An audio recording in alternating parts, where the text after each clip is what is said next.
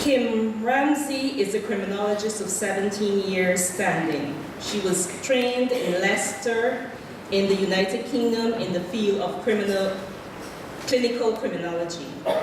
On her return to Barbados, she worked as a consultant with Her Majesty's Prison Glengarry from 2003 to 2004, where she introduced a cognitive rehabilitation program for inmates. She is presently employed at the Criminal Justice Research and Planning Unit as a senior research officer for the past 15 years, where she conducts research on crime and criminal justice to inform policy. Some of her research included a self-report study on youth crime and delinquency, 2 studies on homicides in Barbados over a 35-year period, recidivism of released prisoners from Glengarry, sentencing in Barbados, juvenile delinquency, gangs in Barbados and victimization, and 2 public opinion surveys, one on crime and criminal justice issues in Barbados, and the other on the Royal Barbados Police Force. She also worked on a study on job satisfaction among police officers in Barbados, as well as assisted the regional security systems on a study on gangs in the Caribbean. She sits on 2 technical oversight committees on drugs and crime for CARICOM and is responsible for the monitoring and evaluation of the drug treatment court in Barbados. She has been teaching and tutoring in criminology on and off at the University of the West Indies, Cave Hill, for approximately 17 years. Her areas of research interest are deviant subcultures, reentry, prison research, and violence. Ms. Ramsay has attended and participated in several regional and international conferences on crime and criminal justice as part of her work at the Criminal Justice Research and Planning Unit, formerly the National Task Force on Crime Prevention. Her career focus is on criminal justice reform. In her spare time, Kim loves to travel and write. She just published her first book, currently a local bestseller, entitled Barbados Most Wanted, which chronicles the lives of 11 of Barbados's most notorious criminals from the 1970s to the 1990s. She is currently working on her second book. Please join me in welcoming Ms. Ramsay to speak to us on the topic Victims of Violent Crimes. Ms. Ramsay. Thank you. Good morning, everyone. Good morning. Thanks first of all for inviting me to your church. It's a beautiful church, very windy church. And I feel honored to be in your presence this morning to talk to you.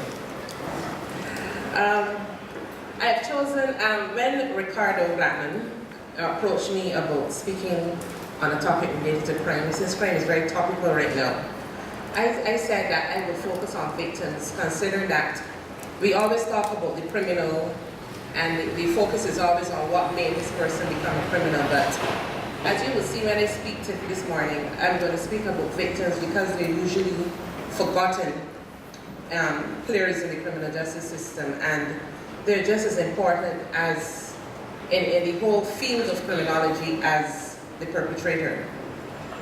Now, I'm going to begin by defining what we call a victim, because a lot of people forget that survivors of crimes are also victims.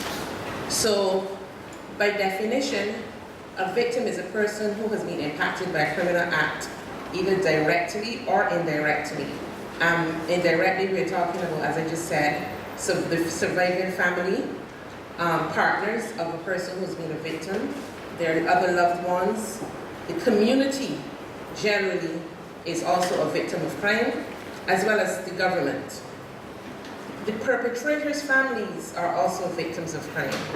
And what I mean by that is they also suffer a loss, because if their loved one is incarcerated, they do not get to see that person, even though some people say rightly so, yes, but they're also victims because they've also suffered a loss and they experience some of the same symptoms as the other victims' families, which is loss, shock. Some of them withdraw from society, and then one of the biggest issues is stigma. because even though they themselves did not commit the crime, the community basically looks at them. They can't get at the perpetrator, so they also sometimes target the family of the perpetrator. Now, the impact of crime leaves more than just bodies or pain or some other issue. It leaves survivors struggling to cope with the sudden death of their loved one. So every time we hear of a crime being committed, just up to yesterday we had another murder, bringing our murders to 15 murders for the year. Those are 15 families who are left to deal with the aftermath of the crime that has been committed. And many times, as I said, we do not reach out to these persons, but these persons are also suffering. They have to deal with a sudden loss, the shock of death. And all of you know, there's nothing more traumatic than a sudden death. Today you see this person, in fact, minutes ago you saw that person, they say they're coming back, and they never do. How do you deal with that? Many of us know persons who have been victims of crime. How many of us reach out to victims? A lot of victims need us after funerals and so on. But we go on with our lives, but for some people their lives are changed forever. I know a person personally who lost a daughter violently, and 20 something years later she's still grappling with it. She's still actually stuck in that time period of when she lost her daughter. So I'm going to just tell you about some of the issues that victims face. So I'm going to look at what we call primary victimization, which is the impact of crime on the individual, and then secondary victimization, which is being victimized now by the criminal justice system. And I'm going to explain what I mean by that. Now, some of the issues that victims face is paranoia. They may hear a door. They may wonder, what's that noise? So it starts to affect their mentality, especially the persons who have been victims of rape, who have witnessed violence, who have been victims of other sexual crimes, and even who have witnessed a murder or some other type of horrific crime. Then they suffer issues like chronic fatigue, suspicion of people, headaches, and withdrawals. There were stories written of persons who lost loved ones in 9/11, and they basically withdrew from society. One woman actually killed herself after losing her husband in 9/11. PTSD, post-traumatic stress disorder, which is a psychiatric disorder following an event in which a person re-experiences the trauma of that event. That is a very common issue that victims face as well. And they may report symptoms of emotional numbing, avoidance, diminished interest in activities, they don't want to go anywhere, difficulty sleeping. Some survivors also do self-blame, which can cause depression, helplessness. They're critical of themselves for not preventing the incident. Again, I remember a lady who said, if only she was at home when her daughter was taken, she could have probably avoided the incident. And we talked to her and we say, but it was destined to be. As harsh as that may sound, that was how the series of events. That's how life is. But she's saying, had I been there, maybe she would have been alive today. And that's, as I said, this is a common issue that survivors face. Eating disorders, feelings of insecurity.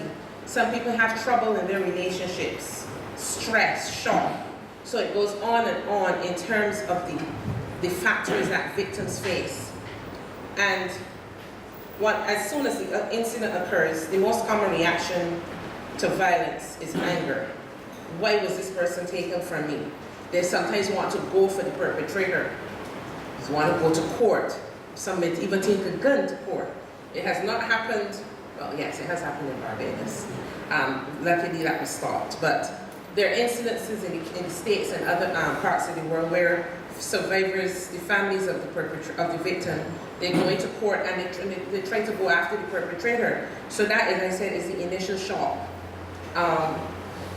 Anger, as I said, shock, crying all the time. So the reason I'm saying all these things is if you know somebody who is a victim of crime, sometimes beyond the funeral and so on, it's important to reach out to that person, because a lot of victims say that, you know, after that funeral, there's nobody there for them.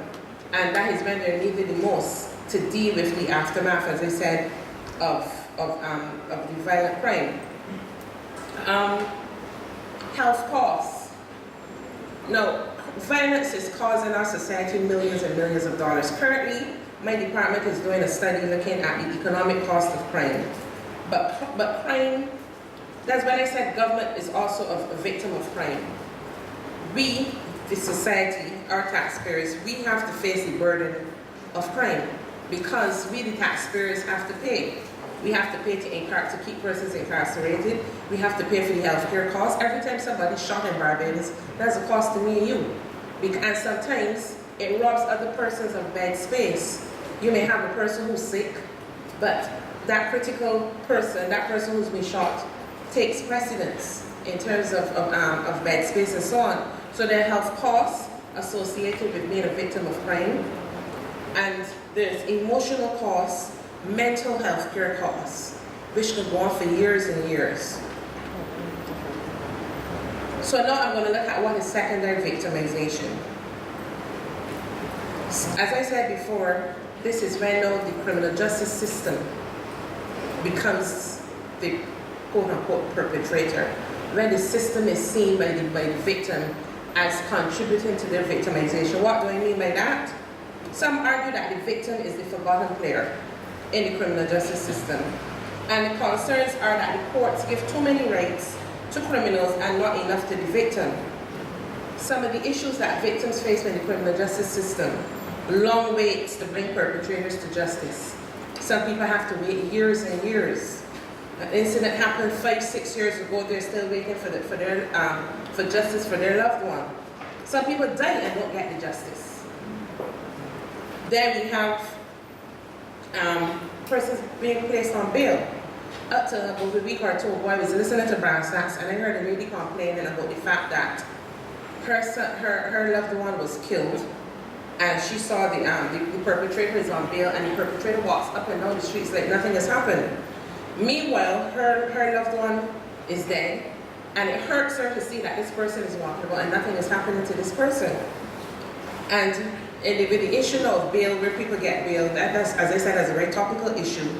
Seeing that perpetrator walking around free, people say there's no justice. Where is the justice? Is the justice only for the victim where he or she gets bail, but my loved one is still deceased and can't come back? And this person goes on and on with their life. Some people are on bail for 10, 11, 12 years. And then some of them even will come back out and commit another crime, which is now a slap in the face of the first victim, and now we have now a second victim. And we have, as I said, many examples of that. Another concern by victims of the criminal justice system is that they're left out of the critical stage of the trial.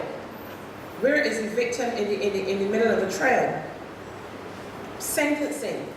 Sometimes people only find out that this person got 10 or 15 years when they open the newspaper. Nobody calls them and tells them this is the situation going on with the case with your loved one. Appeals. People appeal cases, nothing is being told to the victim. Another concern coming from victims: poor communication from the criminal justice system. Once the offense happens, the police may or may not follow up with you for 1, 2, 3, 4 months. May follow up with you, but then the police get busy. There are other cases. Crime is continuous. New things come up. Your case may be placed on the back burner. And we know that the police right now, they're short of about 200 men. And crime is not coming down. It continues to escalate. So the police have to deal with all these new cases. So victims complain again. They have to be calling the police. What's happening with my case? What's happening? So that's a concern. They want better communication from the criminal justice system in terms of follow-up. And this has been a perennial concern of victims of crime. Then they have to come face to face with the family and the friends of the accused in court. We don't have that kind of barrier in Barbados, where, you know, everywhere you have the victims over there and the perpetrators over there, everybody comes to court. They may have to undergo stairs or intimidation, and I'll talk about that shortly, of the perpetrators' families. Lineups. In Barbados, you know, we watch TV in America and we see that we have the two-way mirror where the perpetrator and the victim are on other sides of the mirror, and you do not have to touch the perpetrator, or the perpetrator does not see you. Unfortunately, in Barbados, we're not there yet. We're working on retrofitting our court systems, our police stations, so that you have that luxury. But right now, as a victim, you have to go right up to the perpetrator and identify this perpetrator.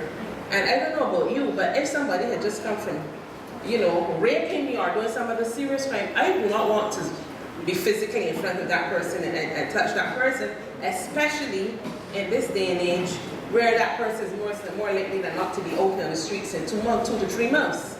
And I've heard of a lot of situations where people, for that reason, do not bother to fall upon a case because they feel at the end of the day that they're not going to have any justice. And as I said, basically how our system is set up, it is not friendly to victims. So that is a concern, but I do understand that it is something that is being considered. I mean, when I first entered the criminal justice system 14, 15 years ago, I did hear that they plan to do this retrofitting of the courts, but we had nearly 20 years of me being in the system, and still that has not occurred. And now that we have no money in the government has no money. I don't see that happening anytime soon, unless, you know, some international agency provides money to the government.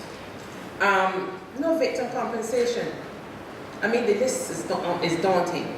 No victim compensation. However, we have legal aid for persons who commit crime. So where's the balance? And justice is about balance. So here we are, a person commits a crime, but he can go and access, again, taxpayers' money to help him in his case where he has committed a crime if his family has no money. But there's no money for victims, no compensation fund, no monetary assistance. That's why people are always complaining, what about the victim? Why does the criminal have so many rights? No monetary assistance. Then there is sparse crisis counseling. How many people do you know that are victims that are constantly being counseled by that have government access to victim support? None. You may get the counseling at first, but it's not continuous. Again, you have limited counselors that are provided by government, and crime continues and victimization continues. So in many cases, persons have to go and find their own counseling at their own cost. So victim support in Barbados is sadly lacking. There's no restitution from the offender. Unfortunately, most offenders have no money. They're men of straw, as the law says. No restitution from the offender. Some people have suggested that when these persons go to prison, that part of it, because they make money in prison, they have to work in prison. It's not much money. Some of them get like, what, $10 a week or something. But at the end of the day, it is money. And they're saying that some of that money should go towards the victims' families. But again, that does not happen. I know a person who was shot, paralyzed. He was not involved in any crime. He was just an innocent bystander. And that person did not get a cent from the family. Did not get a cent from the state. But he has to go and seek treatment overseas at his own expense for something he did not do to himself. Again, where is the justice? One other issue that victims face, they're not informed of when the defendants are released from prison. They just see them on the streets. That's not fair again. No support groups for victims. Again, this is something that we should consider. Having groups, support groups for victims, survivors of crime, homicide victims. You know, people leave it up to other people to do, but I believe that, you know, the government should play a bigger role in providing victim support groups for persons who have survived crimes. So thus the victims become frustrated, they become alienated from the system, they believe they lack involvement in decision-making processes, and therefore they become, and that's why we have high attrition in cases, because if a crime has been committed, up to about 2 or 3 weeks ago, I went to a drug treatment court graduation, and I was talking to Justice Beckles, Pamela Beckles, and she told me she's doing a case right now of a girl who was raped when she's young, and the woman is now an adult. The case only now has come to the attention of the court, and this lady, you know, and this brings me on to what I'm going to say about rape. Sometimes in the criminal justice system, rape victims are treated as if they are the perpetrator. They're brought on, I've actually read a book called Rape Victims on Trial, where they are seen as the perpetrator. They caused their victimization. And there's strong evidence that rape victims are still looked upon with suspicion and mistrust by the criminal justice system. Some rape victims said that they felt that they, rather than the attackers, were on trial. Sometimes in rape trials, you see persons come, they go into the history of the victim. If the person was quote-unquote promiscuous, they say, well, here's evidence that you were promiscuous, so you really were not raped. And this speaks now to another issue of a patriarchal society, which I will not get into right now, because that's a little too deep. But these are some of the issues that, as I said, victims are grappling with. Victim and witness intimidation, a common factor. Some victims do not want to come to court because they either get a message from the perpetrator in jail. If you say anything, you know, the Barbados is only so big, you can't hide, I will take you out. And research says that this especially happens in communities where you have a lot of gang dominance. So one of the issues that the police force is grappling with right now is that a lot of people see crimes happen, but they do not come forward because they're fearful of their lives. And this happens, as I said, where there are neighborhoods where persons believe that if they come forward and say something about their victim, about what they saw or about their victimization, it may upset community ties, and it may also cause distrust among persons in their communities. They have the issue of not trusting law enforcement. So the consequences of these things are you have increased difficulty in prosecuting offenders, and in prosecuting offenders, and then a lot of cases get dismissed. So you will read about a case going on for years and years and years, and then you just see case withdrawn. And then you're like, why did this happen? But, as I said, witness intimidation, there are a lot of factors stacked up against persons. Witness intimidation, lengthy delays of court cases, lengthy time for the case to come to trial. As I said, at 9 or 10 years old, you were raped, you're 20 years old, 21, you want to get on with your life. You don't want to be going to court and having to be dealing with this. And then in some of these cases, the court is a public place where anybody can come and listen. You have all of your personal items on display, Exhibit A, your panty for the. There are a lot of people that do not want to have to go through that. The court is not a friendly place for situations like that. So persons suffer, as I said, from intimidation of the system and intimidation of the offender. And that's where we end up, as I said, with a lot of people who decide that they're going to drop their cases. And that's where we have a lot of persons, especially persons charged with rape, who decide to drop their cases. So the attrition rate is very high. Attrition meaning where a case is basically comes over the system. Nobody follows.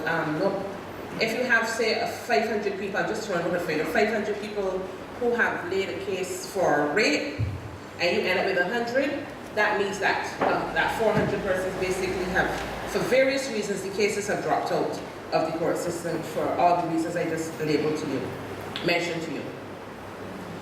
So, in conclusion, I'm going to speak about the social context of victimization. Who are we seeing that are victims? Generally, a victim is a young person. Most people that we are seeing now that they're killed are young men. So, contrary to what people may say, it is men that are likely to be more victimized than women in violent crimes. Young men aged 16 to 24 who are most at risk of being victims. Poor people generally bear the greater burden of all types of crimes. Most crime is intra-class, meaning it is lower socioeconomic persons on lower socioeconomic persons. It is committed by the relatively disadvantaged on similarly relatively disadvantaged persons, and they're more likely to be committed, as I said earlier, on men, particularly by other men known to them in public spaces. So if you look at the types of violence that we've had recently, you will see that most murders happen in a public space, and as opposed to in a private setting, and it's usually conflict driven, where an escalation of violence that reaches to a situation where nobody can come back from it, and an inability to resolve our conflict amicably. So we have a lot of hot-headed people, we end up victimization, and I must say one more thing. Many of our victims, and this is a bit controversial, but it's true, many of our victims, because of their criminal lifestyles, end up being victimized. So what I mean by that is, you may have the gangster, you may have the drug dealer, you may have the person who, as they call in society, the shotter. Because of that lifestyle, that criminal lifestyle, which lends itself to being a victim of crime, we are now ending up with a lot of perpetrators who become victims of crime. And we have to speak to the issue of lifestyle, the street culture which is a street culture which drives that hustle life, a violent lifestyle, and a lifestyle, as they say, where they say you get rich quick or die trying. And we have a lot of mothers here in the audience, mothers of young men. I found a troubling thing that's been happening recently where we have a lot of mothers. I know mothers love their sons dearly, and that is understandable. But we also have a lot of mothers who are enabling their sons' criminal lifestyle. They go and hide the drugs for the son. When the police come to do the raids, they see the sons committing the crimes and they turn an eye towards it. Sometimes they're fearful of their own children. I cannot understand how a mother can be fearful of a child she brought into the world. But I'm waiting for somebody to explain this to me. I've read cases where, and heard of cases because I work in the criminal justice system, where there are mothers that go to the probation department or the police and say, I cannot deal with this child. This child does not listen to me. Come and take this child from around me. And then we ask the mother how old the child is. The child is 9, 10. How is this possible? How can a 9-year-old rule you? I do not get it on this. I cannot. So we have to speak, as I said. Parenting skills is an issue that we face. We also face the issue, as I said, of parents who enable their sons' criminal behavior. In my book that I wrote on Barbados Most Wanted, almost every mother in my book was, yes, she was sorry that her son died, but in many of the situations, they enabled the child's behavior. As I said, it is not something that's going to go away right now. Mothers will be mothers. Mothers love their children unconditionally. There are only very few mothers I've heard say, he's disgusting, somebody needs to rein him in. But most mothers, as I said, they need to get tough. There's something called tough love, where you have to basically tell your child, I am not going to be one of those mothers that go to the court and say, love you, and wave off at you and all those things, because you're enabling his behavior. And when you enable his behavior, then there's no coming back, basically. I hope that you've learned something. Thank you for having me this morning.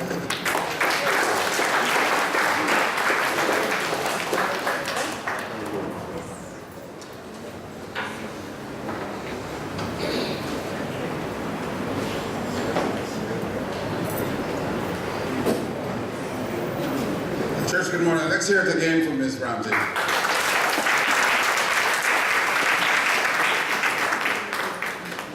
Reverend Gordon, members of the congregation of the Church of St. Christopher, I'm delighted to express the appreciation of the Church of St. Christopher to Ms.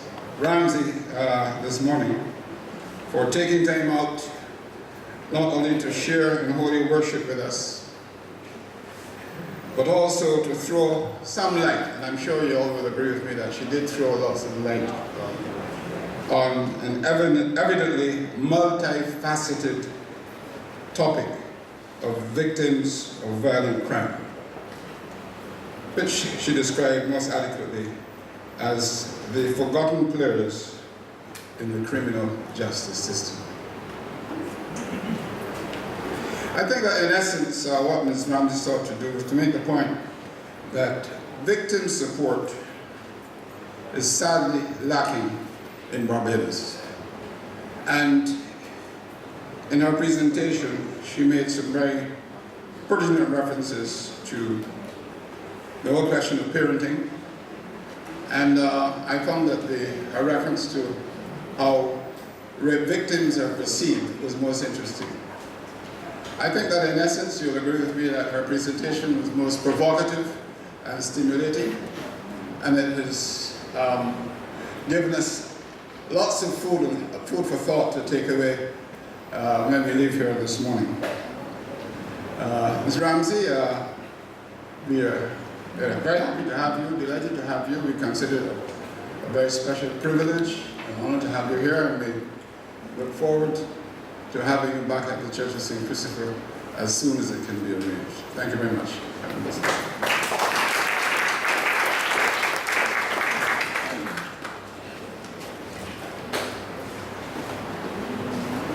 Do we have any questions? May I just make a comment, please? Yes, sir. Morning, Kim. Thank you very much for coming. Come forward.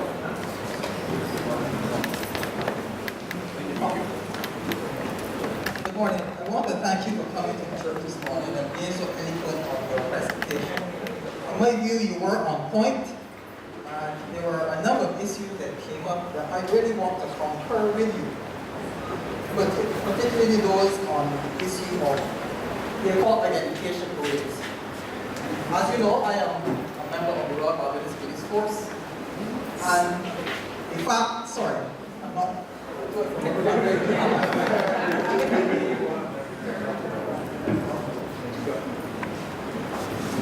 Right, and she's perfectly correct when she speaks about the identification. Victims of crime ever so often are required to identify the perpetrators. And there is a procedure to be followed, and we cannot get away from it. The persons must be identified, and it is done, again, in a particular manner. Regrettably, what you see on television coming out of North America is the ideal situation.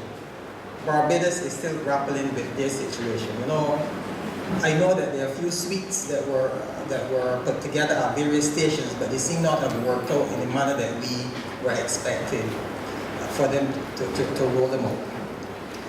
So it did hurt me to hear a lot of things because she was true, she was correct.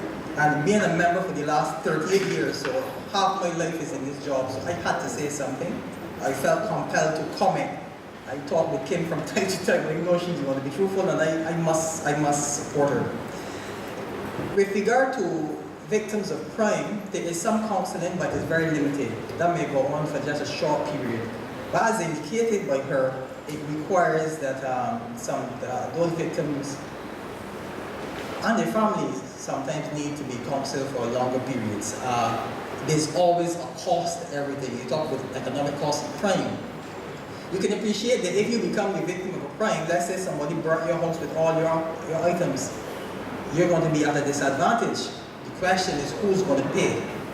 The perpetrator is a man of straw, and those are the terms used by counsel turned attorneys. And you know then it will be you and I that would have to be paying towards a fund where the government will compensate or get, well, I don't think they'll be able to give you a whole house on contents, but they will make some contribution towards your trying to reinstate you to a position that you were prior to the crime. Only on Friday, and I'll make this my last point because it's not my lecture, I didn't close. I made some comments at the Regional Police Training Center where I'm the commandant, to some supervisors from around the Caribbean, those sergeants, and I encourage them really to provide good service to the public. It is important. Good customer service is important because very often people make reports to us and we may respond promptly if we can. But even when we do that good job, we do not follow up. We don't leave that, we don't keep that line of communication open. And as a result, you are left in the dark as to what is happening, what has happened, what is happening. And really, we need to work on that, our customer service. So, if you go to Barbados today, you'll see these comments of the very thing that I'm speaking of. So I certainly felt compelled to just talk on those few things, not to take longer than our presented. But it is a discussion. On Monday, I'll be addressing some people again at the place in the training school. And this time it will be a number of countries around the Caribbean, because we work through on, it is online. So when I speak, I'll be speaking to about 7 countries, including those in the room and the PTC. So again, I'll be addressing some issues because it is on the front burner and the number is 270 that we're short of. If you look at today's paper, I've looked at it. Oh, did I get one photo? I left you already. Sorry, that's my wife. I went to read the paper and the question, somebody was asking the question in that paper as to why people aren't joining the police force.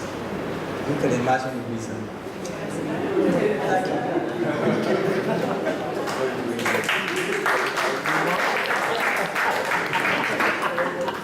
Are there any other comments or questions? Good. I would like to thank Ramsay for coming and sharing with us. And I want us to take everything that you would have heard and wrap that in what it is we are doing for Lent. Now, you would have heard about the 7 C's that we are exploring, and the first one is chosen. I'm not sure what you would have heard, but I'm hearing the need for the church to respond. You heard that? You're sure? Are we willing to respond? Be quite willing to respond. Is there anybody else? The thing is, we have to, because it is not just violent crimes, and that is what is on the front burner at the moment. But what about persons who have lost a mother that was elderly, or a father that was elderly, or a husband? Now, Kim spoke about victims being not informed about certain things. And I had the unfortunate situation where one of my members at another church passed away, and everything was together. Everything was okay. On the day of the funeral, the wife just lost it. When I say lost it, the woman was cussing and carrying on in the worst way possible. And I really could not figure out what would have triggered this change from this peaceful, calm lady who understood that her husband had a terminal illness and he succumbed to that illness. It was only after the burial it was brought to my attention that there were a few gentlemen released from prison that day. One of those gentlemen would have killed her mother in a very gruesome way. And on the same day that she buries her husband, the man that killed her mother is released. And the grief takes on a completely different texture, because now you're dealing with a completely different situation. These are situations where, if we go back to this seed chosen, we are called to speak to. From where I sit, the church in too many regards are ghastly silent on things that we should be speaking to. Undergirding all of the C's that we will cover during Lent, we need seriously to look at compassion. The church has to be a place of compassion. Before we get there, however, there are some things that we need to do. Can I have a picture, band, please? I don't have one on today. Now, this is where I can beat nobody, don't get pregnant. This is where we begin our Lenten journey, our Lenten fast. And those of you who wear intricate jewelry, or those of you who have women in your life who wear intricate jewelry, you will hear from time to time, can you unknot this for me? The husbands know what I'm speaking about. You see Mr. Maxwell chuckling. I get that from time to time. This is the church right now. This is the church where we are, tied up. And we need to be able to untie where we are so that we can respond. So that we more or less, if you will, be straight to do what has to be done. When there are kinks and bends and knocks in the church, and you all remember we building on some stuff that we have done over the past 3 months. Remember you all said to me that we are the church. So we ain't talking about the building. So when you yourself have all these kinks and bends and knocks, we are no longer able to do what we should be able to do. We therefore need to untie where we are so that we can reach out to persons. This piece of rope, just an analogy, is a lot longer than what we currently have here. We can't experience the true length of this because it is knotted up. Persons cannot experience the true love of the church because we too are just like this, tied up. We need first, and this is my challenge to you as we move into chosen, we need first to untie ourselves. There's some knots that will be easy to be untied. There will be some that will cause some problems. We will need to intentionally untie where we are. It might be a situation that happened 10 years ago. It might be a situation that happened 10 days ago. But we need, however, to untie ourselves so persons can experience the love of God, which is expected or is supposed to be flowing through us. It is only then that persons will realize that this is really this long. Okay? Well, a lot longer than this because it's longer than I can stretch. Okay? If we are like this, we will have problems. And the reality is we are having problems, which means the church is not necessarily responding the way the church should respond.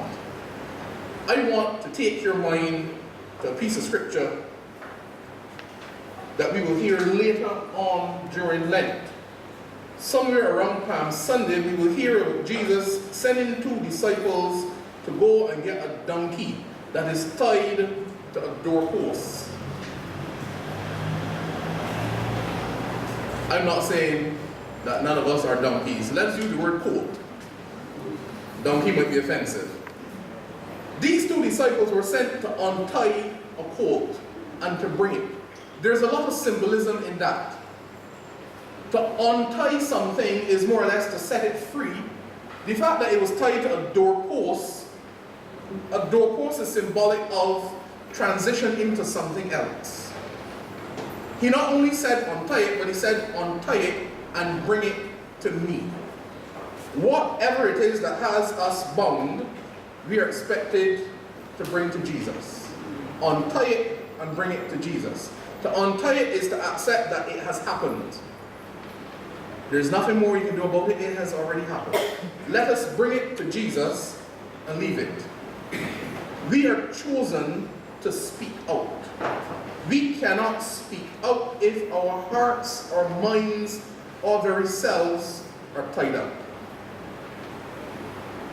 As we embark on the first seek, let us not necessarily create other victims, but understand that we are chosen to speak to those who are victimized.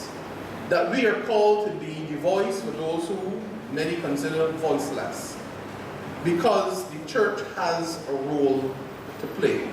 It is not for us to turn the blind eye and say it is not our business, because it is.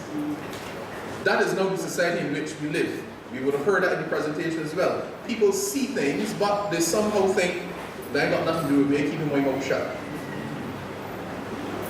We have a greater responsibility than that. Everybody knows who sells drugs in our communities. Why don't the police know that? Because we keep our mouth shut. And when these things are mentioned, we hold our heads down and we don't know what the priest is talking about. We need know. If you know, I know, why are they still selling drugs? Because that's the business. That's them thing, let them do them thing, and that is it. We in essence create victims. As we embark on our first seed, chosen, let us untie ourselves and understand that Christ has chosen us for a particular purpose. The purpose that I've been chosen for, you might not be chosen for. But at the end of the day, our role, our goal, our initiative is to glorify God. If we're not doing that, then we're not doing the work of God. If we're not doing the work of God, then we're wasting time. It makes no sense wasting time. Thank you very much, Ramsay. Thank you very much for coming out this morning and sharing this experience. This is the beginning of where this is the beginning. And we move from here seriously into Lent. And I need you between now and tomorrow when we meet at 7 to consider the things that you have been chosen for. If you consider yourself a victim, and that is one of the things that have you tied up, consider untying. Some of the untying has to be done intentionally. You may need assistance in getting the knot untied. Let us seek that assistance. Let us put things like pride aside and suspicion and be honest with ourselves, be honest with God, and be honest with each other. Amen.